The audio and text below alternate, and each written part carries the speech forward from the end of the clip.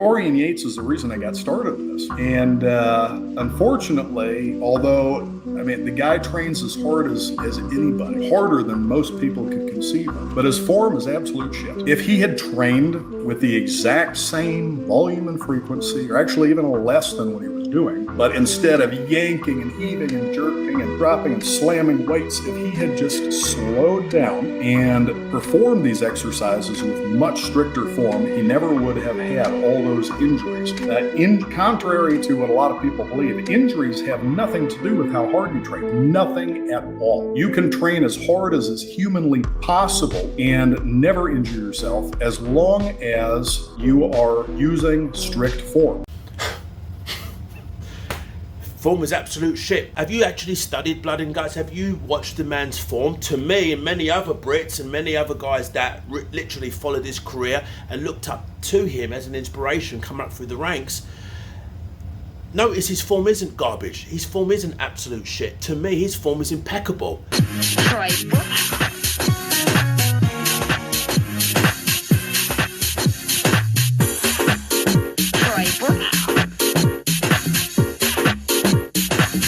Put it in. Tight now, come on. Let's see it. Bring it in. Yes! Again like that. Squeeze it in. That's you. Let's go again. Let's go again. Come on, man. Fucking effort. Yeah. Oh, that's you. Let's go again. Come on. Awesome pull now. Squeeze it. Yeah. Go again. Go again, man. Put it in. Look at his eccentrics, very controlled, very methodical, very slow eccentrics, very controlled. Every single rep to me looks the same. Standardization of the stimulus, my friend. So how can you say that his form is absolute shit? I would love to compare your form with his, and we could basically compare whose form's better. And here's the thing you got to understand. Since you know him very well and you know his training, have you actually asked the man, how did those injuries occur? I did. I had a conversation with the man, which I'm going to share with you in a moment here, and we had a discussion. I asked Dorian, how did you, my friend, tear your tricep and tear your bicep?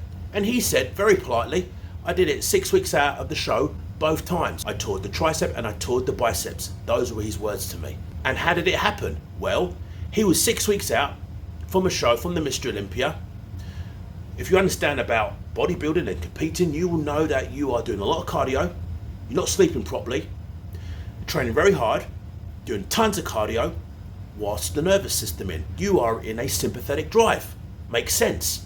Your body's under stress. And then on top of that, you've obviously got the PEDs, right, which we all took.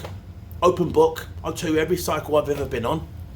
And on top of that, he's on anti-estrogens. Anti-estrogens, as you know, dry out the joint. They make you get drier, so that's the appearance that the judges want on stage. So anti-estrogens are a huge factor when you're training hard and getting ready for a show. You know that the joints are a lot more brittle, and you know deep down inside that you are potentially at risk and could get injured.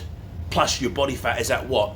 I don't know what you ever got to, Drew. Maybe you got to 3%, 4%, I don't know. Point is that you are receptive for an injury. So I don't care who you are. If you're Dorian Yates, if you're Arnold Schwarzenegger doing tons and tons of volume, doesn't matter. You're still at risk and you're still going to get injured if you're training hard. So you can see how easy it is to get injured pre-contest. I tore my pec getting ready for a show. 6 weeks out. I tore my long head of my triceps 8 weeks out. Point was, calorie deficit, low carbs, tons of cardio, lack of sleep, training hard. We want to hold on to that tissue that we built. I think Dorian would say to me, and anyone that's listening, he would also tell you that maybe you should have backed off on the intensity in pre-contest, right? But I think when you train as hard as he did in his off-season, it's very hard to dumb that switch down because it's naturally in you, right? It's very hard for Dorian not to go to the gym and push himself, right? He sees a workout being half-assed, pointless. Why show up? I'm exactly the same way unless you are strategically doing a deload. But anyway, Drew, my friend, I'm not sure what you've done in your career. I haven't really followed your career, and I assume you inspire a lot of people. You've got a huge following. But his form is absolute shit. But just be careful with what you say about somebody that has impeccable form to the rest of the guys that he was competing against. To me anyway, I thought he had one of the best executions of movement patterns than anyone I've seen today. Very similar to Chris Bumstead in a way, where he does obviously a lot more volume. Dorian and myself and many other Brits are high intensity practitioners. So that's the reason, Drew, why he got injured. He got injured because he was dried out, he was doing tons of cardio, he was in a calorie deficit, he wasn't sleeping, he was getting ready for a show. Lots of guys that have competed will understand that. We've all been through it, right?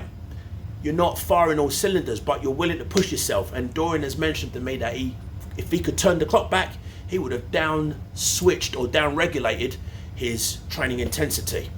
They talk about him being the shadow. When he would get off the plane in the States, he wouldn't talk to nobody. He would literally win the show and he would leave. He wouldn't want to be in the US. He didn't like the gyms there. He wanted to focus on being in his temple gym, which was what we would call in England a spit and sawdust type of gym, hardcore. And that's what it's all about. And that's what I'm bringing you today. I'm talking about Mr. Dorian Yates today. I had the pleasure of spending many times with him in his gym, in Temple Gym in Birmingham. After I turned pro, he kind of came a mentor for me in a way. And today I want to talk to you something that I've mentioned before, and I thought about this deeply with him. I often wondered why Dorian, not that he had a lot of injuries, why did he get injured leading into those shows about 6 weeks, 5 weeks out from the Olympias?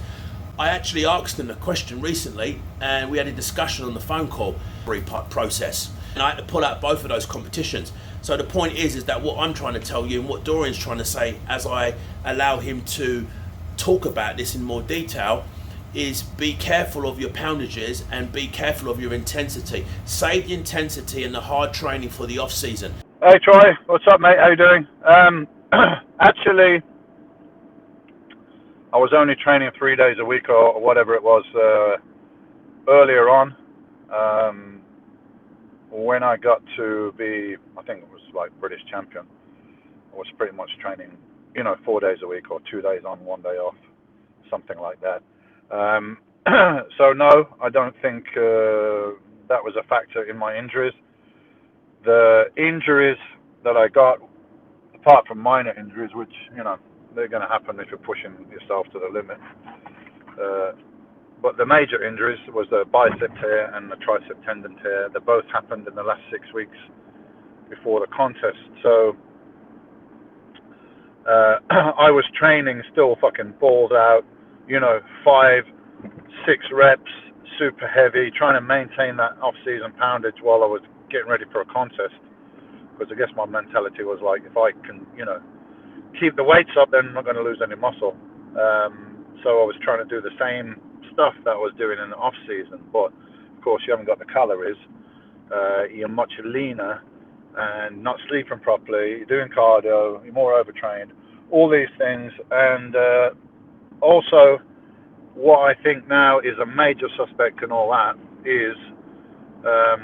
So my advice now to people that I help or train.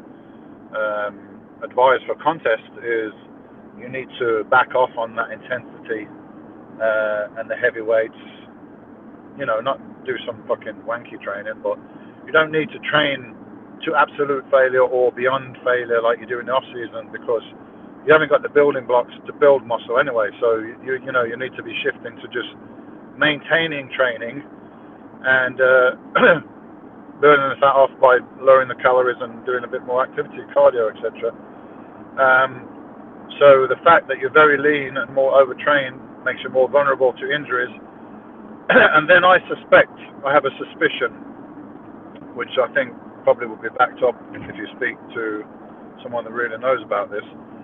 Anti-estrogens, aromatase inhibitors, I think they make you much more vulnerable to injury, basically drying out the tendons and the muscle and so on, which is what you want for a contest look, but it makes you more vulnerable to injury. So maybe that's why so many people do this wanky training, because they just don't want to get injured. They don't want that injury risk, where I was walking along that red line a lot of the time. And pre-contest, 6 weeks out and 3 weeks out was my two major injuries, bicep tear tricep tendon tear, which I think, yes, I could have avoided them if I hadn't been pushing, to that level, which was really not necessary anyway. The last couple of months before a contest, you should just shift to maintenance training. So that's what I think, mate. I don't think Mike's training of, so long between the workouts is really effective, because once you're recovered and you've overcompensated, then you leave it too long, you start to, to lose size and strength between the workouts. So that doesn't make sense. If you're natural, yeah, probably 3 times a week or even less might be optimal. If you really are giving that intensity, which, most people think they are, and they're not anyway. So, but yeah, I don't think it was the frequency of the training, more the pre-contest situation of the diet, the anti-estrogens, making the body more vulnerable. That's my verdict on that, mate. But of course, that kind of training, why I look like that, because nobody else trained like that, and nobody else looked like that, because I was constantly training heavy. Some of it might be genetics, the low body fat I was able to achieve and stuff like that, but not the only one in the fucking world with good genetics. So what made me stand out, I believe, was that heavy training, but it can also work against you if you're doing it in a vulnerable, weakened situation, basically pre-contest. So that's what I think, mate. All right, cheers, hope you're doing well. You see, one thing I teach men is I teach them, and I basically attract men 35 and upwards that have a lot of experience already in the gym. And the problem that I see, and I hold my hands up because I'm guilty too, is we still think we're in our 20s and early 30s, and we still think we can do these crazy, ridiculous loads, or we still feel as though we can train the same way as we did in our 20s. I'm here to say, once you reach 40, you do have to change your approach somewhat, very intelligently. You do have to look at movement patterns that once worked for you in your 20s may not work and fit you in your 40s. So don't be afraid of changing things up, changing these movements. Sit down, get a pen and paper out, look at what you did and ask yourself, do these movements fit me? And if they don't, it's okay to change them. I've had to change my movements a lot over the years. I used to be very proficient at back squats. I stopped doing them because I don't have the external rotation in my shoulders anymore. The safety bar squat I can do all day long. I really like those.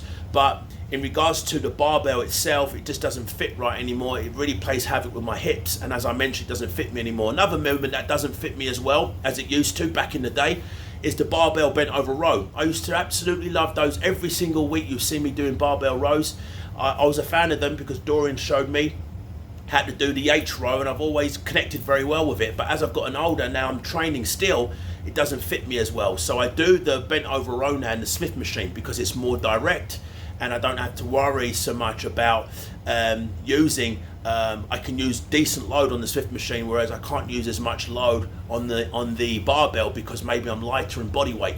I don't know, but the point is there's a lot of movements now that you're currently doing in your 40s, maybe late 30s, and you're thinking to yourself, are these the right movements for me? Your body's telling you something. So what I'm trying to say to you today is really pay attention and listen to the whispers. Listen to what your intuition is telling you. Intuition, I believe, or what Emerson once said, is the iron string that vibrates, and he's right. Take a listen because the body always has the right signals, and if you don't listen, unfortunately, I'm here to say it's going to result in a setback. My goal as a coach, what I'm trying to do for men that I work with online, is I'm trying to allow them to train the muscle in an effective way without beating up the joints. There you go. Yep, cross, squeeze. Nice, really nice. Follow your bicep out, follow your bicep in. Yes, use your abs there. Yeah, there you go. Nice. And this is why I'm bringing in a lot more isometric training, because I think an isometric is one of the missing pieces in people's training. We seem to be very good at concentric and eccentric phases, but we sometimes miss the contractions. We sometimes don't hold the isometrics long enough. And if we were to hold them long enough, what I think could happen is we can have a stronger base at the joint. More importantly, the Golgi tendon organs are going to get much stronger, and as we know, that is the lineage, the link from the brain to the spinal cord, then to the muscle, right? It goes to the brain, spinal cord, then to the Golgi tendon organ. So it's a good idea to look at isometrics for longer.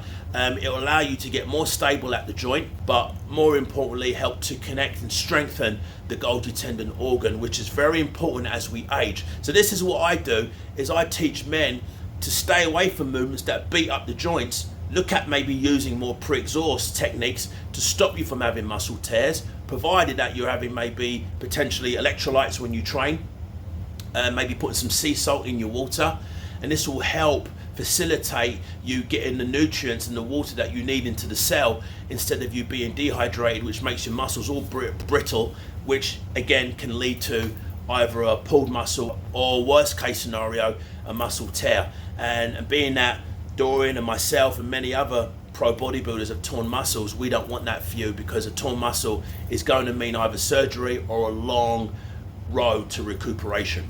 Anyway, this is Coach Troy signing off today. If you got any value from this particular video, you know what to do. Hit the like button and leave me a comment below. And more importantly, subscribe to this video. And I'll see you, my friend, on the next video. Troy Brown, the Governor, signing off. Cheerio.